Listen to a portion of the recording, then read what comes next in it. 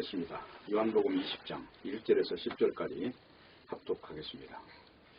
안식 후 첫날 이른 아침 아직 어두울 때에 막달라 마리아가 무덤에 와서 돌이 무덤에서 옮겨가는 것을 보고 시몬 베드로와 예수의 사랑하시던 그 다른 제자에게 달려가서 말하되 사람이 주를 무덤에서 가져다가 어디 두었는지 우리가 알지 못하겠다 하니 베드로와 그 다른 제자가 나가서 무덤으로 갈새 둘이 같이 다른 길 하더니 그 다른 제자가 베드로보다 더 빨리 달아나서 먼저 무덤에 이르러 굽으러 세마포 놓인 것을 보았으나 들어가지는 아니하였더니 시몬 베드로도 따라와서 무덤에 들어가 보니 세마포가 놓였고 또 머리에 썼던 수건은 세마포와 함께 놓이지 않고 딴 곳에 객혀 있더라.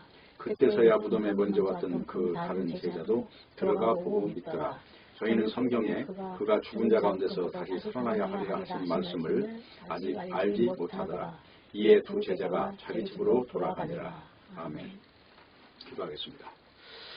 하나님 아버지, 우리가 살아도 사는 것이 아니며 죽어도 죽는 것이 아닌 이 영의 실상을 알게 하시고 오늘 주께서 보여주시는 부활의 세계가 과연 우리에게 어떻게 능력으로 와닿는지 그 사실을 분명히 깨닫고 믿는 시간이 되게 해주시옵소서.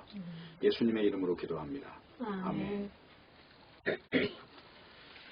오늘 요한복음 20장 1절에서 10절에 있는 말씀을 통해서 죽음과 부활이라는 제목으로 말씀을 준비하겠습니다. 성경은 전체가 창세기 이야기의 해석입니다. 창세기의 이야기는 선악과와 생명과 이야기고 무화과나무 잎의 옷과 가죽옷의 이야기이고 그리고 가인과 아벨의 이야기고요. 조금 더 해석하면 영과 육의 이야기를 지금 다루고 있습니다. 그런데 이제 오늘 본문의 말씀에 보면은 지금 이제 좀 이해가 안 가는 내용이 몇 가지가 있을 거예요.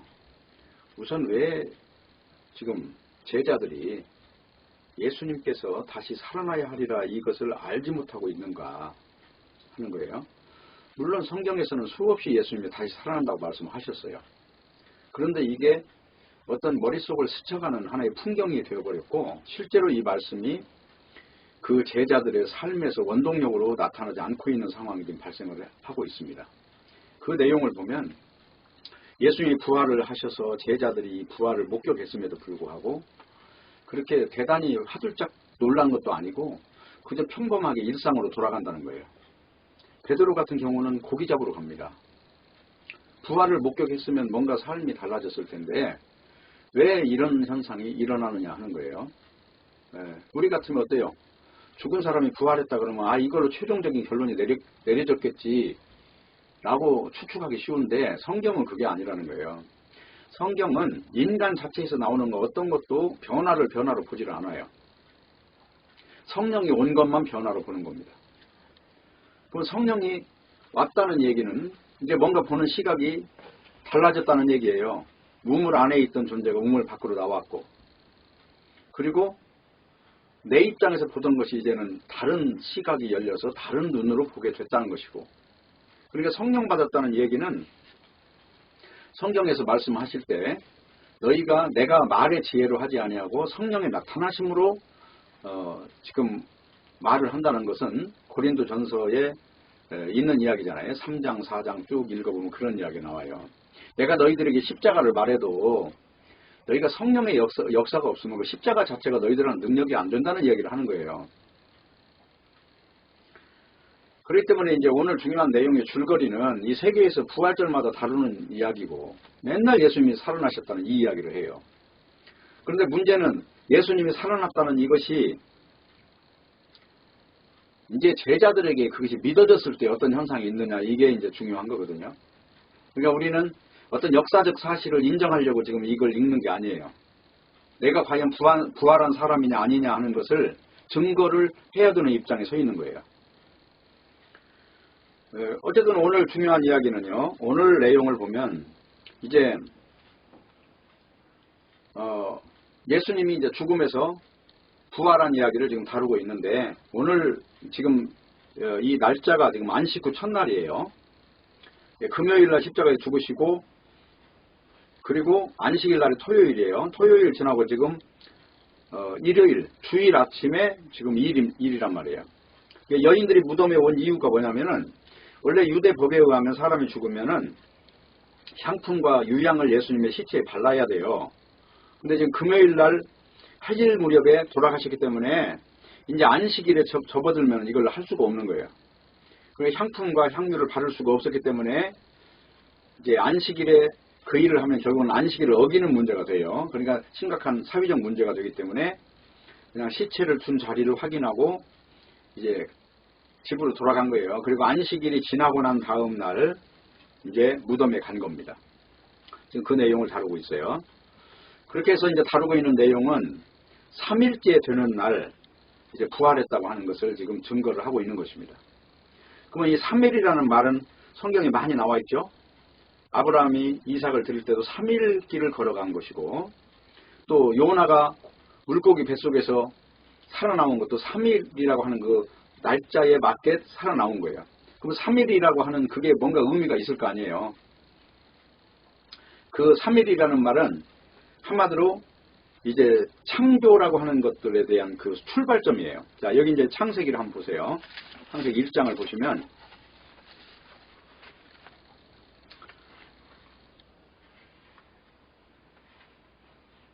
1장에 보면은 첫째 날 뭘 하시냐면은 빛과 어둠을 창조하신 거예요. 첫째 날 여기 5절 보면 빛을 낮이라 하시고 어둠을 밤이라 하시니라 저녁이 되면 아침이 되니 첫째 날이니라. 이제 창조라고 하는 이제 그 절차가 첫째 날은 빛과 어둠을 나누신 일이에요.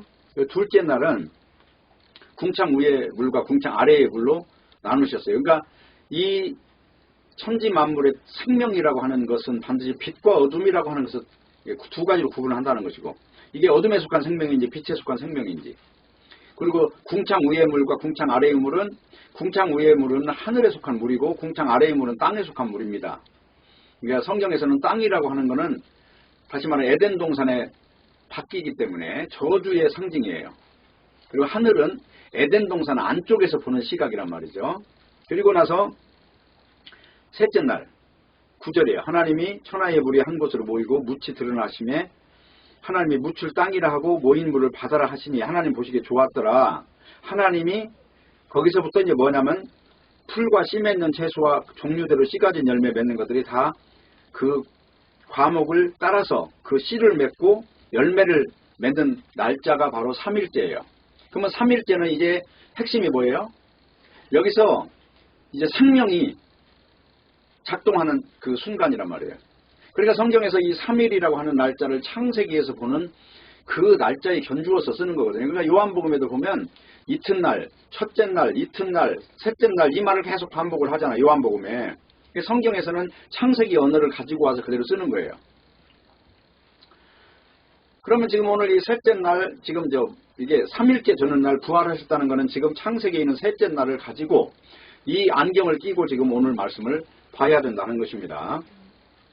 그래서 이제 셋째 날 부활하셨다는 얘기는 다른 말로 말하면 생명이 출발했다는 얘기고 요나의 이야기가 완성됐다는 이야기고 아브라함이 이삭을 데리고 모리아산으로 가서 아들을 죽이는 현장에서 하나님이 이제 알았으니 그 생명을 대신하여 이제 염소의 생명으로 바꿔치는 그 순간을 말할 때 바로 3일이라고 하는 그 날짜를 빌려서 그걸 영적으로 대입을 시키고 있다는 것입니다. 그러니까 이렇게 3일째 예수님이 부활했다고 하는 것은 하나님의 언약이 지금 말하고 있는 하나님의 창조가 말하고 있는 그 본질적인 그 창조 사역에서 그 스타트, 출발이라고 하는 건 어떤 형태로 이루어지는가 하는 것을 지금 말하고 있다는 것입니다. 그러니까 예수님이 평소에 지금 이 말씀을 많이 하셨어요. 마태복음 12장 40절에 보면은 요나가 밤낮 사흘을 큰 물고기 뱃속에 있었던 같이 인자도 밤낮 사흘을 땅속에 있으리라. 그리고 예언하신 거죠. 그리고 마가복음 8장 31절에 보면은 인자가 많은 고난을 받고 장로들과 대제사장들과 서기관들에게 버림받아 죽임을 당하고 사흘 만에 살아나야 할 것을 비로소 저에게 가르치시되 이렇게 말씀하여요. 그래서 3일이라고 하는 것은 이제 생명을 지금 말하고 있다 하는 것입니다. 그리고 이제 더 중요한 것은 이스라엘 민족이 광야에서 이제 뭐 먹고 살았냐 하면은 만나를 먹고 살았어요. 만나라는 건 하늘에서 내려온 걸 먹고 살았다는 거예요. 다른 말로 말하면 하늘의 생명을 먹고 살았다는 거예요. 이스라엘 민족은 종자가 다릅니다. 애굽에서 나올 때 그들은 자기 의로 나온 게 아니고 어린 양의 의로 나와요. 그러니까 어린 양의 피를 문설주에 바르면 죽이지 않았단 말입니다. 그리고 출애굽 때 나올 때, 그러니까 출애굽기 12장 이야기 그거예요. 나올 때 반드시 그 죽인 어린 양의 고기를 뜯어먹고 나오는 거예요. 그러니까 다른 죽음의 능력으로 살아가는 민족이에요. 그러면 이 능력은 어디서 내려가냐면 하늘에서 내려온 겁니다. 그래서 하늘에서 내려온 이 능력은 반드시 이제 자기를 부정해야 되는 거예요. 아, 내가 선악과를 먹은 존재구나라는 걸 인정하려고 그렇게 부단히 자기 의를 벗고 위에서 주는 은혜를 입어라 하는 걸 강조하고 있는 거예요. 그게 창세기에 보면은 무화과나무를 입은 치마를 입은 존재를 하나님은 반대로 그것을 부정하시고 반드시 가죽옷을 지어 입히시는 거예요. 그게 창세기 3장 21절이에요. 근데 선악과 먹은 인간은 하는 일이 반드시 무화과나무 옷을 입는 방식으로 만족을 구한다는 것입니다. 그걸 로마서 10장에서는 자기 의라고 하고 하늘에서 내려온 가죽옷의 방식으로 옷을 입는 것을 하나님의 의라고 한다 그랬어요. 그리고 로마서 3장에 보면은 하나님의 의가 왔다 그래요. 하나님의 의가 왔으니 예수 그리스도가 십자가의 죽으심으로 말미암아 누구든지 예수 그리스도 안에 있는 자에게는 하나님의 의로 말미암아 의롭다함을 바로 주었다는 거예요. 의롭다 하는 이름을 주었다는 것입니다. 그러니까 성경에서 하는 이야기는 하나같이 일관되게 하는 이야기가 자, 하늘에서 내려온 의를 입었느냐 땅에서 나온 것을 입고 있느냐 이걸 묻고 있는 거예요. 그러니까 내가 아무리 기도를 많이 하고 아무리 전도를 많이 해도 자기 의를 가지고 그 일을 했다면 그거는 저주로 간다는 것이고 하나님께서 주어진 걸 통해서 그 열매가 맺혔다면 그를 일컬어서 하늘의 권속이라고 한다는 것입니다. 그래서 이제 여기서 이 3일이 시사하고 있는 내용은 하늘에서 내려온 만나를 먹고 살았던 존재들인데 그 이스라엘 민족이 그러니까 그 사람들은 존재 자체가 다르다고 그랬죠. 그들의 생명의 이유, 살아있는 이유가 뭐라고 그랬어요? 어린 양의 죽음이라고 하는 것을 통해서 은혜를 입었다는 것을 이게 씨를 남겨놨다는 거죠. 그게 이스라엘 민족이라고 그랬어요. 그러니까 이스라엘 민족이 광야에서 하늘에서 내려온 만나를 먹었다는 얘기는 땅에서 내려온 것을 먹지 말고 하늘에서 내린 걸 먹으라는 하나의 그 영적 중요한 명령인 것이죠. 그런데 이제 중요한 거는 이 총 7일이 돌아가는데 이스라엘 민족의 삶이라는 건 7째 날로 돌아가는데 그 7째 날로 돌아가는데 5째 날 목요일까지만 거두는 만나를 먹는 거예요. 그리고 나서는 어떻게 되냐면은 이걸 이 목요일까지 거둔 만나는 아침까지 두었을 때 그거는 아침까지 두면 안 되고 그 전에 처리가 돼야 돼요. 두었을 때는 어떤 일이 생기냐면은 반드시 벌레가 나고 냄새가 나고 썩은 냄새가 나서 먹지 못하게 돼 있단 말이에요. 네? 그리고 나서 이제 거두는 거는 그 다음에 안식일까지 먹는 거를 거두는 거예요. 그럼 한번 보세요. 금, 토, 일 이렇게 해서 이 목요일 날 거둔 거를 다음 날까지 못 먹잖아요. 못 먹으니까 그 다음에 거둬도 3일치를 동시에 거둬야 되는 그 생명의 조건이 붙는 거예요. 만나는 그래서 제3일의 생명의 법칙으로 바로 살아나는 예수 그리스도의 모형인 것입니다. 그렇기 때문에 자, 이 만나 이야기가 그래 중요해요. 그리고 성경 전체는 아까도 말했다시피 창세기를 해석하는 방법이란 말이에요. 요한복음도 창세기를 반복해서 쓰는 거예요. 그러니까 마태복음도 보면 창세기 반복합니다. 자, 하나님께서 말씀하셨어요. 그런데 마태복음에 보면 예수님께서 산에 올라가서 말씀하셨어요. 이게 똑같이 지금 표현하고 있는 거예요. 자, 산 위에 올라가서 앉아서 말씀하시니까 이제 제자들이 들어요. 하나님께서 하늘에서 말씀하시니까 이 땅이 다 순종하고 들어요. 그 중에서 빛에 속한 존재와 어둠에 속한 존재를 나누는 일이 발생하는 것이고 그리고 이틀째 되면 궁창 위의 물과 궁창 아래의 물로 그냥 나눠요. 그게 하나님의 일이란 말이에요. 그럼 궁창 위의 물은 뭐냐? 요한복음 4장에 보면 하늘에서 성령이 내려와서 너를 목마르지 않게 할 거야. 성령이 하늘의 물이에요. 궁창 위의 물. 그리고 궁창 아래의 물은 우리 인생들이 평소에 육의 목마름을 채워주는 하나의 땅의 벌 가지고 하늘을 설명하는 물이란 말이에요. 예, 그걸 코스모스라고 하는 것이고. 그렇기 때문에 지금 이 3일이라고 하는 이 말은 예수 그리스도의 몸이 만나이신데 유대인의 준비일, 안식일 전날, 금요일날 거둔 만나, 이게 이제 시체예요. 이 거둔 만나가. 그리고 이 시체인데 이 시체가 썩지 않는다는 거예요.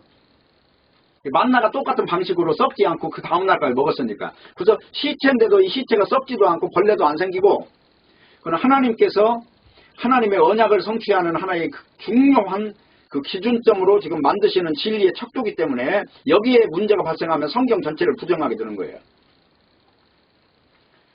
그래서 썩지 않으시고 부활하신 예수 그리스도의 몸을 지금 보여주고자 하는 것입니다. 이게 만나 이야기가. 그러니까 성경에는 이제 이런 이야기죠. 다 요한복음 이야기를 좀 다시 한번 이야기해 볼게요. 자, 요한복음 5장 이야기가 뭐라고 그랬어요? 자, 요한복음 5장 이야기 한번 돌아가 보세요. 요한복음 5장 이야기가 뭔지. 요한복음 5장 이야기를 보면요. 딱 뚜껑을 열고 들어가면 이제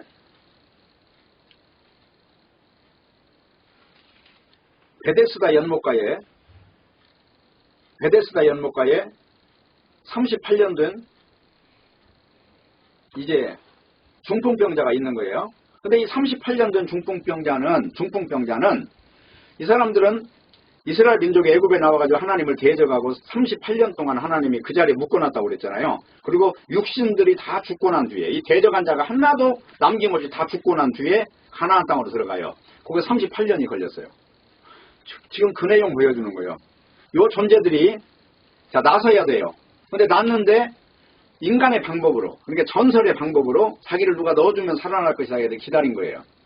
천사가 와서 넣어줄지 어떤 귀인이 나와서 넣어줄지. 그러나 이 사람은 전신불수예요. 그래가지고 인간의 방법이 다 포기된 상태에서 이제는 그냥 아무것도 안 할 수가 없는 존재가 됐을 때 예수님이 그에게 나타나서 하시는 말씀이 뭐예요? 이 자리를 들고 걸어가라 그 말이죠. 그게 로고스란 말이에요. 말씀이라는 거예요. 그걸 갖다가. 그러니까 예수님께서 말씀하시는 건 창조가 그대로 됐죠. 지금 여기 창조가 일어나는 거예요. 네 자리를 들고 걸어가라. 그러니까 어떻게 했어요? 9절에 보면 그 사람이 곧 나와서 자리를 들고 걸어가니라. 그랬단 말이에요. 이날이 안식일이라 그랬어요. 그러면 이 안식일이라는 건 뭐냐면 다 이루었다는 말이에요. 다른 말로 말하면. 창세기에 보면 하나님이 천지창조하시고 6일째 되는 날 안식하시니라 그랬죠. 이 노고스가 떨어져서 그대로 된 상황을 일컬어서 이게 뭐라고 하냐면 안식이라고 그랬죠. 이 안식이라는 말 자체는 하나님이 다 이루었다는 말과 똑같아요. 그 어원이. 그래서 이걸 로고스라고 한단 말이에요. 하나님 말씀대로 되는 거를. 그러니까 신약 성경에 와서 예수님이 하신 말씀대로 다 됐잖아요. 이걸 로고스라고 한단 말입니다. 그러니까 예수님 자신이 걸어다니는 로고스예요. 지금 말씀이 저 위에서 나오는 게 아니라 이제 걸어다니면서 말씀이 딱 떨어지는 거예요. 그런데 그대로 다 되죠. 이걸 로고스라고 하고 말씀대로 되는 거를 이제 안식일이라고 한단 말이에요. 자, 그래서 자리를 들고 걸어간 이 상태를 일컬어서 사망이 떠나간 걸로 예시를 하고 있습니다. 그래서 이제 여기서 중요한 거는 지금 이 말을 해가지고 너희들이 지금 빨리빨리 고쳐져 이 말을 하는 게 아니고요. 설명을 하잖아요. 18절에 가면은 유대인들이 이를 인하여 더 예수를 죽이고자 한다는 거예요.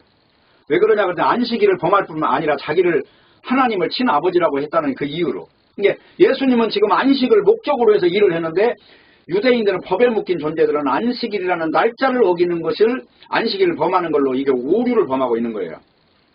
지금 예수님은 안식일을 범하는 존재는 사망을 가지고 사는 존재를 안식을 범하는 존재로 말하는데 이 유대인들은 그런 것과 관계없이 날짜를 어기는 것을 안식일을 어기는 걸로 본단 말입니다. 예수님이 율법을 보는 시각하고 유대인이 보는 시각이 이렇게 다르다는 것입니다. 그래서 예수님이 지금 하시는 말씀은 뭐냐면 너희들이 진실로 아버지의 일을 모른다. 아버지의 일은 너희들이 진짜 하나님의 안식이 뭔지를 알기를 바라는데 너희는 지금 문자에 묶여서 그걸 판단할 수 없는 존재야. 그래서 너희들이 소경이야. 지금 그 말을 하는 거예요. 그러면서 이 말을 해석을 하기를 여기 뒤에 보세요. 23절 이는 모든 사람으로 아버지를 공경하는 것 같이 아들을 공경하게 하려 하심이라. 그러니까 아버지를 공경한다는 것은 아들을 아버지와 똑같이 일체로 인정하는 걸 아버지를 공경하는 걸 보잖아요 지금.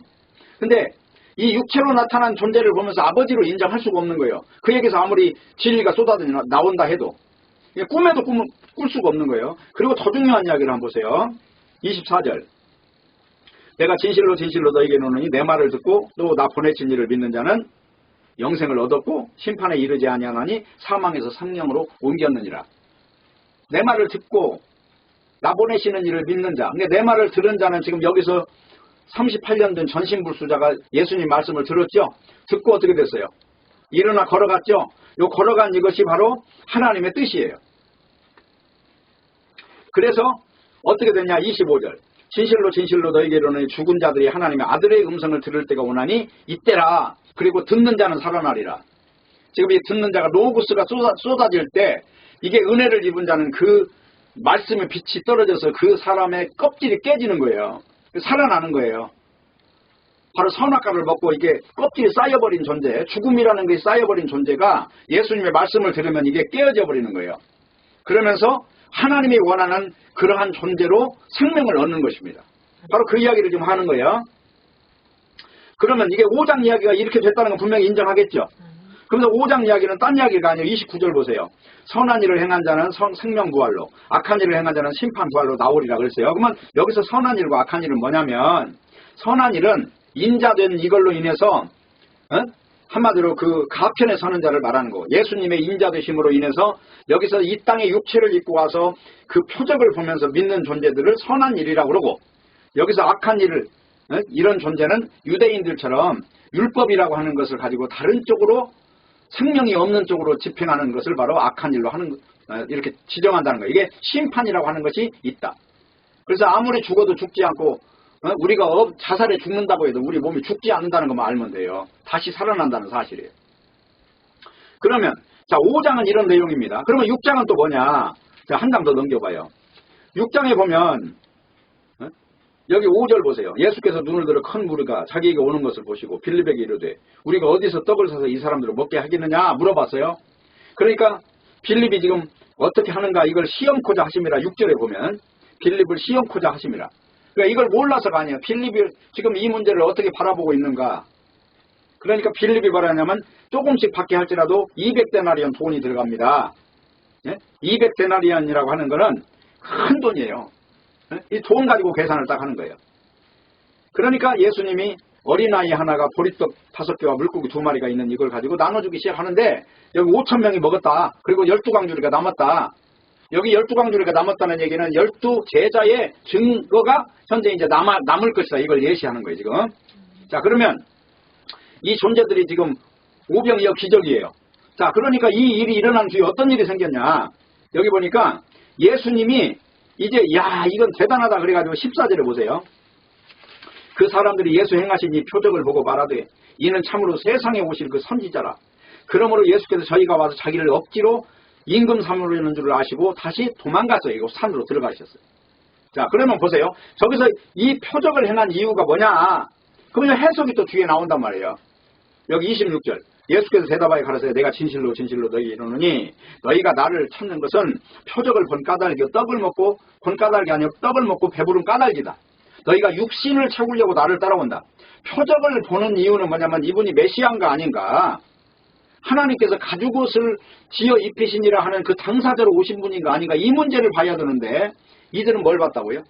육체를 봤다. 육체. 그래서 어떻게 되느냐, 너희들은 27절에 썩는 양식을 위해서 일하지 말고 영생하는 양식을 위해서 하라는 말씀을 딱 한마디로 끝내잖아요. 너희들 왜 육체 가지고 자꾸 설쳐? 그게 아니야. 내가 온 거는 영원한 생명이 있어. 나에게. 땅에 속한 일 가지고 나한테 대입하지 마라. 이 말을 하는 거죠. 그러면서 무슨 말을 해요? 여기서 32절. 예수께서 이르되 내가 진실로 진실로 너에게 이르노니 하늘에서 내린 떡은 모세가 준 것이 아니라 오직 내 아버지가 하늘에 내린 참떡이다. 참떡이라는 거 예수님이라는 거예요. 이 말이. 만나라는 거예요. 결론적으로. 예? 하나님은 그동안 구약 성경에서 예수님을 상징으로 계속 보여줘야 됐던 것이니까. 그러면서 뭐라고 그래요? 35절. 예수께서 가라사대 내가 곧 생명의 떡이니. 누가요? 예수님이. 내게 오는 자는 결코 줄이지 아니할 터요 나를 믿는 자는 영원히 목마르지 아니하리라. 바로 이걸 증거하기 위해서 오병이어에 지금 기적을 행했는데 인간들은 오병이어에 빠져 있는 거예요. 자, 달을 가리키면 손가락 보지 말고 달을 바라보면 되는데 손가락을 바라보고 있다는 거예요. 그러면 지금 요한복음을 잠깐 5장 6장을 좀 설명을 했지만 앞부분에 어떤 내용이 나오고 뒤에 따로 설명하는 내용이 나오지요. 그러면 지금 오늘 6장에서 보세요. 오병이어의 기적이 예수님의 십자가를 지금 말하고 있는 게 틀림없잖아요. 지금 그 이야기를 하고 있는데 사람들은 그 진리에 대한 시선이 잘못됐다는 거예요. 얽혔다는 거죠. 그런 문제 때문에 지금 예수님은 이 땅에 속한 존재와 하늘에 속한 존재에 대해서 이런 상이점이 어떤 것이냐를 지금 다루고 있다는 것이죠. 그래서 오늘 지금 이야기도 바로 그런 이야기예요. 그래서 자, 지금 제자들이 와서 무덤에 가서 이 살아났냐 죽었냐 이거 보는 거 이게 목적이 아니에요. 지금 성경의 이야기는 그게 간단하지가 않습니다. 그러면 예수님의 부활만 증거하면 그 사람이 하늘나라에 속한 사람인가요? 아니에요. 오늘날도 부활절을 되면은 예수님의 부활을 안 믿는 사람이 하나도 없어요. 계란 나눠주면서 다 이거 훈련시켜놔가지고 예수님 부활했다고 다 믿어. 10명 중에 적어도 7, 8명은 손을 들어요. 예? 그러면 지금 성경은 지금 이걸 세뇌 시키라고 지금 이걸 써놨냐? 그게 아니란 말입니다. 그래서 오늘 절차를 보면은 첫 번째 막달라 마리아가 먼저 갔고, 근데 이제 무덤에서 이 돌이 옮겨졌다는 거예요. 빈 무덤이라는 거예요. 자, 그리고 베드로와 요한은 달려갔는데 줄을 무덤에서 가져가서 어떻게 줄는지 모르겠다고 하니까 다시 살아났다는 사실을 지금 믿지 못하고 있어요. 누가 시체를 어디로 옮겼다고 지금 생각하고 있고, 그러니까 베드로와 요한이 무덤에 달려가서 이제 믿었다고 하는데 여기 가로쳐놓고는 하는 말이 아직 지금 부활을 믿지 못하더라 이렇게 나오잖아요. 믿었다고 하면서도 아직 못하더라. 그러면 지금 이 믿음이라고 하는 것도 머리로 아는 것과 감각으로 느끼는 것과 실체로 다 내 몸속으로 한마디로 생명이 심어진 것과는 많은 차이점이 있다고 하는 겁니다. 아직까지는 요한복음이에요. 지금 사도행전으로 넘어가지 않은 거예요. 중요한 건 사도행전으로 넘어가야 비로소 뭔가 눈을 뜹니다.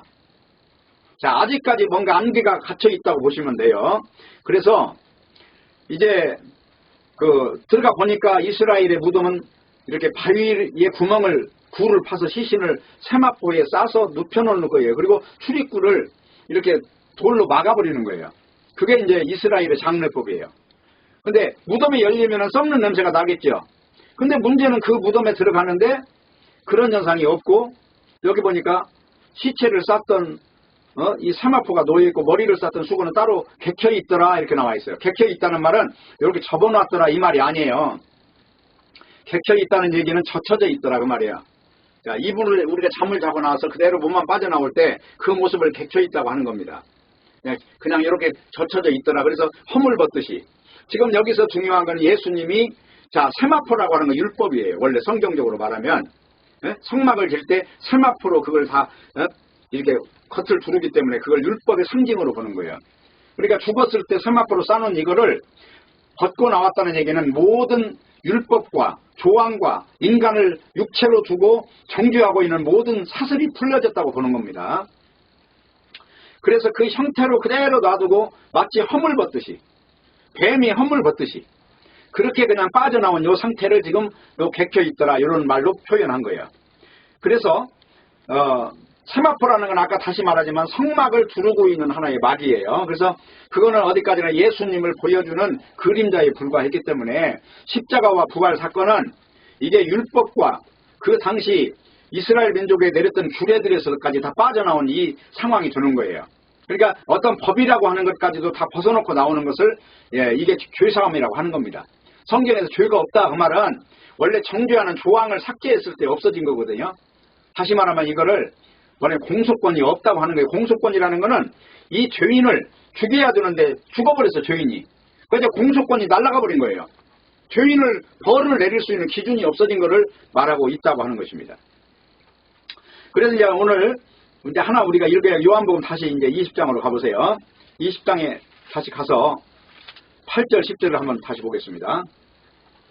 그때 무덤에 먼저 왔던 그 다른 제자도 들어가 보고 믿더라 그랬죠. 그런데 여기 뒤에 가로치고 저희는 성경에 그가 죽은 자 가운데서 다시 살아나야 하리라 하신 말씀을 아직 알지 못하더라. 이에 두 제자가 자기 집으로 돌아가니라. 자, 여기서 예수님이 부활했으면 이제 이성을 잃고 야 이건 엄청난 일이야 하면서 지금 눈에 뭐가 안 보여야 되는데 어때요? 굉장히 차분하게도 집으로 돌아가고 있어요. 네? 생각이 많이 이제 머리를 때리겠죠. 자, 이게 지금 인간의 상황이에요. 그러면 보세요. 우리가 예수님이 부활했다는 걸 봤다면 지금 이대로 가만히 있을 때가 아니요. 집으로 돌아갈 때가 아니라고요. 전도하러 가야 돼 빨리. 근데 지금 전도하러 간 게 아니잖아요. 일상으로 돌아갔어요. 집으로 돌아갔을 뿐만 아니라 어떻게 했냐면 21장 3절 4절 보세요. 시몬 베드로가 나는 물고기 잡으러 가노라 하매 저희도 우리도 함께 가겠다 하고 나가서 배에 다 올라가지고 이 밤에 아무것도 잡지 못하였더라. 그렇게 나와요. 예수님이 다 부활해서 이제 부활하셨나 보다 이렇게 하고 무덤덤하게 다시 말하면 이제 옛날로 다시 돌아가는 거예요. 육으로 돌아가. 이게 인간의 상태예요 지금. 그런데 부활절 지키는 사람은 이 부활했다는 이 사실 하나만 가지고 뭐 사내 종례 하는데 그러지 않아요. 성령이 오지 않으면 부활에서도 의미가 없어요. 부활에서도 부활의 권능이 그를 끌고 가지 못한단 말입니다. 그러면 지금 제가 여러분에게 드리고 싶은 이야기는 뭐냐면 성령이 와야 된다는 지금 말을 하고 있는 거죠. 성령이 오면 어떤 일이 생기냐. 성령이 오면 육이라고 하는 이 실체가 지향하는 모든 것들을 다 놓아버리는 거예요. 이 육신이 지향하는 것들. 그럼 오늘 본문의 문제는 제자들이 왜 이렇게 무덤덤할까? 그 이유는 여기 사도행전으로 가보세요. 사도행전 1장을 한번 보세요. 사도행전 1장을 보시면은 6절 보세요. 저희가 모였을 때에 예수께 묻자고 가로되 주께서 이스라엘 나라를 회복하심이 이때니까 하니 가서 때와 기한은 아버지께 자기 권한에 있으니 너희 알 바 아니요 성령이 임하시면 너희가 권능을 받고 예루살렘 온 유대 사마리아 땅끝까지 이르러 내 증인이 되리라. 지금 이 말씀을 하시고 다 승천을 하시는 거예요 예수님이. 근데 지금 제자들은 뭐에만 관심이 있어요? 이스라엘 나라의 회복에만 관심이 있는 거예요. 아직까지도. 이스라엘 나라가 한마디로 메시아 왕국이 돼가지고 세상에서 떵떵거리고 로마로부터 독립하는 이것만 기다리고 있는 거예요. 그러니까 이런 육에 쌓여있는 존재로서 부활을 아무리 봐도 그 사람한테는 능력이 되지 않는다는 것입니다. 그런데 어떻게 됐냐. 이제 나중에 지금 제자들이 부활을 이제 부활하셨구나. 그리고 이 뒤에도 보면 계속 부활한 것을 보여주는 거예요. 보여주고 이제 40일 동안 지금 예수님이 땅에 계시면서 얼마나 많은 일을 보여주시고 제자들에게 나타나서 말을 했을 거예요. 그죠? 그런데 이 제자들에게는 아직 뭔가가 이 변화라고 하는 걸 볼 수가 없는 것입니다. 그러면 왜 이런 문제가 있냐 하는 건 아까도 말했지. 이 육의 그 소산을 가지고 바라보는 시선 때문에. 그러니까 육이라고 하는 걸 가지고 국가관을 가지고 보고 있고 육이라는 걸 가지고 혈과 육의 관계로 이 하나님의 일을 지금 받아들이고 있는 거예요. 근데 성경에는 보면 그렇지 않다. 히브리서 1장 3절을 보면은 이는 하나님의 영광의 광채시요 그 본체의 형상이시라. 그의 능력의 말씀으로 만물을 붙드시며 죄를 정결케 하는 일을 하시고 높은 곳에 계시는 위엄의 우편에 앉으셨느니라. 예수님이 십자가에 못 박혀 죽기 전 사흘 만에 부활하신 뒤에 승천하셔서 이제 하나님 우편에 앉으신 요 기간까지가 총 부활한 뒤에 40일 동안 계실 동안까지 다 마무리하고 이제 그런 거예요. 그리고 이 결론이 뭐냐면 모든 죄를 정결케 하는 일을 마치셨다는 거예요. 그러면 봅시다. 죄를 정결케 했다는 말이 뭐예요? 이게 내 죄를 없앴다는 겁니까? 아니면 이걸 거슬러 올라가서 선악과가 출발된 그 시점부터 시작해서 그 선악과의 결론까지를 없앴다는 겁니까? 후자가 맞죠? 후자가 없어져야 죄가 없어진 거죠. 그리고 분명한 건 죄가 온 인간의 죄가 없어졌다면 천국 못 갈 사람 하나도 없죠. 근데 왜 성경에는 천국 갈 자, 지옥 갈 자가 나눠져 있느냐? 어느 종자들은 예수님을 믿지만 어느 종자들은 믿지 않는다. 성경에서는 사람들을 표현할 때 종자로 표현해요. 비둘기냐, 호랑이냐, 고양이냐, 소냐, 양이냐 이걸로 따지는 거예요. 종자로. 모태로부터 특정함을 입었으면 예수님을 믿을 것이고 창세 전에 그리스도 안에서 선택된 자들은 예수님을 받아들이고 믿을 것이고 그렇지 않고 멸망받기로 작정한 자들은 아무리 믿는 길을 줘도 믿지를 못하는 거예요. 근본적으로 이 세포 자체가 잘못됐기 때문에 아무리 믿을 수 있는 근거를 가져도 믿지를 않아요. 다른 방식으로 믿어요. 그래서 우리가 오늘 지금 있는 죄를 정결케 하신 일이라고 하는 말을 다시 한번 우리가 봐야 된다는 거예요. 자, 구원파에서 이야기하는 건 내 죄가 없어졌다고 이야기합니다. 근데 그렇지 않아요.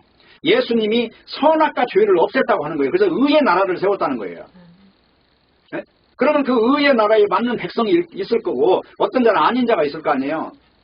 그래서 성경에서는 그래서 전도를 사람이 하는 게 아니고 성령이 한다고 기록하고 있단 말입니다.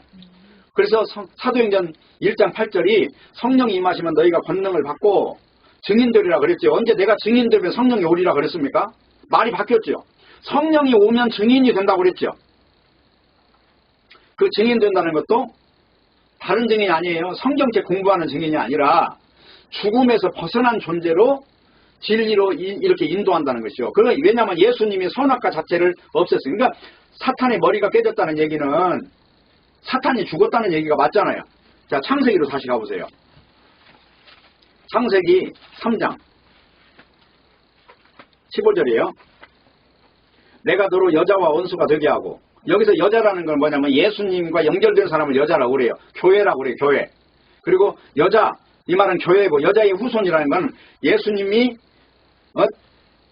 남성 명사를 쓰니까, 그리고 우리 신자는 여성 명사예요. 그러니까 이 신자와 주님의 관계를 전부 다 여자와 남자로 표현을 하고 있는 거예요. 여기 다. 그래서 여자와 원수가 되고 너의 후손도 여자의 후손과 원수가 되게 하리니, 여자의 후손은 네 머리를 상하게 할 것이요 너는 그의 발꿈치를 상하게 할 것이니라.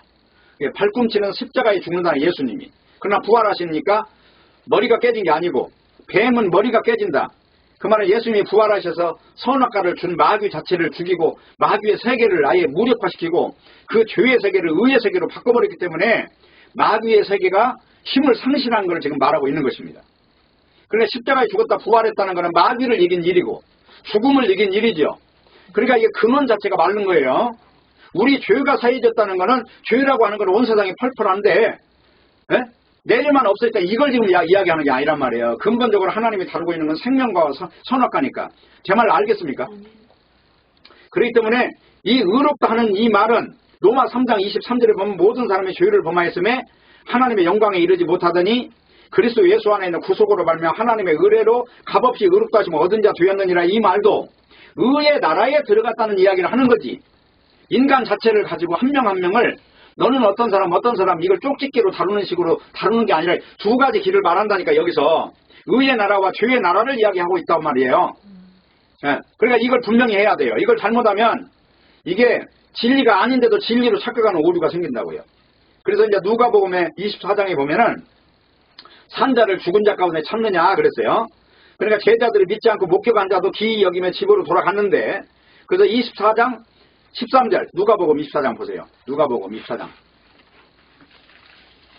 누가복음 24장을 보면은 돌아갔어요. 돌아가는데 그걸로 끝나지 않고 24장 13절 보세요. 그날에 저희 중 둘이 예루살렘에서 25리 되는 엠마오라는 촌으로 가면서 이 모든 된 일을 서로 이야기했는데, 저희가 서로 이야기 문의할 때 예수님이 가까이 이르러 저희 동행하거나 하시나 저희 눈이 가려워 그인 줄 알아보지 못했다. 길 가며 서로 주고받는 이야기가 무엇이냐 하시니 두 사람이 슬픈 빛을 띠고 머물러 섰더라. 한 사람은 글로바라는 제고 당신이 예루살렘에서 우가하면서 그일 거기서 된 일을 알지 못하느냐? 가는데 무슨 일이냐? 이거 다 알고 지금 물어보는 거죠. 그러니까 뭐라고 그래요? 나사렛 예수의 일이니 그는 하나님과 모든 백성 앞에서 말과 일에 능하신 선지자였는데 제사장으로 관원들이 사형 판결해서 십자가에 못 박아 죽였다. 지금 이 말을 한 거예요. 그러니까 예수님이 25절 보세요. 가로되 미련하고 선지자들 말한 모든 것을 마음에 더디 믿는 자들이여 그리스도가 이런 고난을 받고 자기의 영광에 들어가야 할 것을 아니냐 하시고 모세와 모든 선지자의 글로 시작하여 모든 성경에 쓴 바 자기에 관한 것을 자세히 설명하시니라. 자세히 설명하니까 어떻게 됐어요? 31절 저희 눈이 밝아져 그인 줄 알아보더니 예수는 저에게 보이지 아니하시는지라.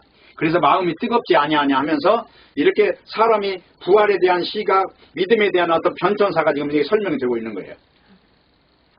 그래서 중요한 거는 엠마오로 가던 제자에게 예수님이 나타나서 이제 그 이야기를 해주니까 그 이야기는 결론적으로 모세의 율법과 선지자의 글과 시편에 대한 이야기를 풀어준 것이란 말입니다. 그 전체가 다 예수님 이야기인데 그분이 죽었다가 살아날 것이라고 예언을 했는데 너희가 왜 믿지 않느냐, 왜 믿지 않아 슬프게 살고 있느냐, 지금 이 말을 하고 있단 말입니다. 그러므로 복음이라고 하는 거는 예수님의 부활을 지금 이야기하는 거예요. 그러면 예수님의 부활이라는 건 뭐예요? 죽음에서 하나님이 살렸다는 거죠. 그 하나님이 살렸기 때문에 너희도 하나님이 살리실 것이다. 이것이 지금 부활에 대한 소식이에요. 예수님의 부활을 믿는다는 이 차원이 아니에요. 이 차원이 아니고 하나님이 성경에 이 두 가지 씨앗이 있다는 거예요. 빛의 씨앗이 있고 어둠의 씨앗이 있다는 거예요. 근데 빛의 씨앗은 놀랍게도 예수 그리스도를 바르게 믿는다는 거예요. 왜냐하면 성령이 왔으니까. 그래서 고린도전서에도 보면은 하나님의 성령이 오면 십자가의 도를 안다는 거예요. 십자가의 도를 알면 표적을 따라가는 믿음도 가짜고 지식을 따라가는 믿음도 가짜고 오직 십자가만 절대 선이라는 걸 알고 믿는다는 거예요. 그게 신령한 자라는 것이에요. 그러니까 이 사도 바울이 뭐라고 하냐면 내가 너희들에게 지혜로 말하고 싶지 않다. 설교를 뭐 잘하고 못하고 이게 문제가 아니고 성령이 나타나는가 안 나타나는가 이걸 좀 보고 싶다. 그 이야기하는 게 고린도 전서란 말이에요. 너희가 신령한 자야 아니야 이거 묻죠. 신령한 자라는 성령으로 행하는 자냐 아니냐 이걸 지금 묻는다는 거예요. 그래서 우리가 성경에서 말하는 바는 다른 이름으로는 구원이 없어요. 오직 예수 그리스도의 이름 안에만 구원이 있어요. 네, 그래서 예수 그리스도의 이름 안에서만 죄사함이라고 하는 세계가 있는 거예요. 예수님이 십자가에 죽었다 부활하셨다는 얘기는 선악과의 모든 체계를 다 이겨버렸다는 얘기 때문에 그거는 의의 세계예요. 선악과를 먹지 않은 세계란 말이에요. 쉽게 말하면 그러면 창세기 에덴 동산의 세계가 완성됐다는 거죠. 그 말을 지금 성경이 하고 있는 이야기지 너희가 지금 죄사함을 받았어 안 받았어 이 문제를 다루는 게 아니라 성령 받았냐 안 받느냐 이거 다루고 있잖아요. 그러면 성령 받았다는 건 하늘의 씨가 나에게 왔냐 안 왔냐 다시 말하면 육신을 쪼갰냐 안 쪼갰냐 너희들이 하나님의 말씀을 들으면 혼과 영과 심령과 골수를 다 찔러 쪼개는데 이 경험이 있느냐 그래서 육체를 부인하는 사람이 됐느냐라고 하는 질문을 하면서 십자가 이야기를 하는 거예요. 그래서 골로새서 3장 1절에 보면은 그러므로 너희가 그리스도와 함께 다시 살리심을 받았으면 자 이게 뭐예요? 이제 부활 속으로 들어왔으면 그 말이죠.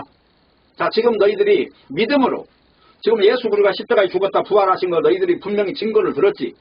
그리고 이 일은 성령이 오면서부터 시작된 일이고 성령이 왔다면 지금 있는 육이라고 쌓여있는 이 보암직하고 먹음직하고 탐스러운 육신의 정욕과 안목의 정욕과 이생의 자랑거리를 이 가치로 여기는 이 세상 모든 구조와 육체의 구조에서 너희가 이탈해서 자유를 얻었느냐 하는 것을 지금 질문하는 거예요.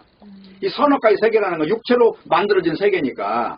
그래서 죄사함이라고 하는 것은 다른 말로 말하면 바로 눈에 보이는 가시적인 육체의 모든 세계에서 빠져나와서 자유를 얻은 것을 일컬어서 죄사함이라는 말을 쓰는 것입니다. 그래서 골로새서에 지금 이야기를 좀 더 읽어보면요. 하나님 우편에 앉아 계신다는 이 말을 하면서 너희가 지금 그 속에 있느냐를 질문하는 거예요. 에베소 2장 4절 6절에 보면은 긍휼이 풍성하신 하나님이 우리를 사랑하신 그 큰 사랑을 인하여 허물로 죽은 우리를 그리스도와 함께 살리셨고 누구와 함께? 그리스도의 나라 속에서 우리를 동일시한다는 거죠. 살리셨고 너희는 이제 은혜로 구원을 얻은 것이니라. 율법을 지켜서도 아니고 너희 행함으로도 아니고 십자가에 죽으셨다 부활하신 그분의 그 놀라운 권능 하나로 우리가 기여한 바가 없어요. 그 하나로 우리가 예수 그리스도와 함께 살아났다는 거예요. 그리고 함께 살리셨고 또 어떤 이야기를 하면 함께 하늘에 앉혔다는 거예요. 바로 이걸 전하는 것이 복음이다. 그래서 이 복음을 받은 사람은 반드시 로마서 8장의 이 고백을 이해하게 돼요. 9절에서 14절까지만 읽어보고 마칠게요. 만일 너희 속에 하나님의 영이 거하시면 너희가 육신에 있지 않고 영에 있다. 하나님의 영이 오면 어떤다고요? 이 육신에 있지 않는다는 건 뭐예요? 이 육체는 죽었다고 믿는 거예요. 이거는 살아있지만 옛사람이라고 믿는 거예요. 아 이거 옛사람이구나. 이거 살아 숨쉬고 있는데 이건 죽은 거야. 그렇게 된다는 거예요. 그래서 그리스도의 영이 없으면 그리스도의 사람이 아니라 그리스도의 영이라는 건 뭐예요? 이제 이 육이라고 하는 거는 일체 가치가 없기 때문에 육에 대해서는 죽은 거예요. 그리고 영으로만 사는 거예요. 그리스도가 부활해서 이제 선악과를 이긴 그 사건 안에서 이제 존재하는 거예요. 그러니까 살아도 죽은 거고 죽어도 사는 거고 거꾸로 되는 거예요. 세상의 이치와 완전히 다르게. 그래서 세상은 성공하면 좋다. 근데 이 그리스도 안에 있는 자는 성공하면 위험하다고 생각하는 거예요. 그리고 땅의 나락으로 떨어지면 오히려 반대로 재수가 지질이 없으면 재수가 지질이 많은 사람으로 보는 거예요. 이 거꾸로 보는 거예요. 이 사물을. 이게 영에 속한 사람이에요. 10절. 그리스도가 너희 안에 계시면 몸은 죄로 인하여 죽었지만 영은 의 때문에 산 것이니라. 몸은 지금 이게 살아있지만 죽은 것이고 반면에 영으로 산 것이다. 그 말이죠. 예수를 죽은 자 가운데 살리시는 이의 영이 너희 안에 거하시면 그리스도 예수를 죽은 자 가운데 살리신 이가 너희 안에 거하시는 그 영으로 말미암아 너희 죽을 몸도 살리시리라. 그래서 이 영과 혼과 육을 나누지 않아요. 이게 헬라 철학, 스토아 학파 그리고 그 유명한 플라톤 같은 사람은 영과 혼과 육을 나누는데 우리 그리스도인들은 육을 통째로 보는 이 가치를 갖고 있는 거예요. 그래서 우리가 육으로 갖고 있는 모든 것을 가지고 이 육을 이 육이라고 하는 것 전체를 볼 때 너라고 하는 존재, 부활한 사람, 죽은 사람 이렇게 지적할 수 있다는 얘기를 좀 하는 겁니다. 자, 하나만 더 읽어볼게요. 13절. 너희가 육신대로 살면 반드시 죽을 것이로되. 육신이라고 하는 걸 따라가면 내가 살아가면서 나에게 보여지는 모든 사물 그리고 경험치 이런 걸 근거로 살아가면 그걸 실상으로 바라보면 그거는 반드시 죽음이라는 결과를 맺을 것이 돼. 그 대신 영으로서 몸의 행실을 죽이면 살 것이다. 이제 그게 중요해요. 영으로서 사는 것을 실체로 보고 살고 우리가 슬플 때나 기쁠 때나 우리 몸으로 느끼는 것을 전부 뒤로 넘겨버리고 신자로서 사는 이 자체가 바로 영적으로 사는 고백이 되는 것입니다. 그래서 결론적으로 몸을 살리신다는 것은 우리의 영과 함께 몸까지 살린다는 그런 이야기가 되는 거예요. 그러면 이 근거가 어디에 하고 있느냐면 그리스도 예수가 십자가에 죽었다 부활하신 이 똑같은 방식으로 하나님은 이렇게 하신다는 것입니다. 그래서 이 자체가 육은 사멸하지만 영은 불변히 살아있다는 이 사실을 인정하고 우리 신앙 고백이 날마다 살아서 부활체로 살아가는 그 능력으로 이렇게 임하는 그런 축복된 존재들이 되시기를 진심으로 바라겠습니다. 기도하겠습니다. 하나님 아버지 감사합니다. 오늘 또 말씀을 주셨사오니 말씀 안에서 승리하게 하시고 말씀이 지정하시는 그대로 믿는 은혜가 임하도록 축복해 주옵소서. 예수님의 이름으로 기도합니다. 아멘.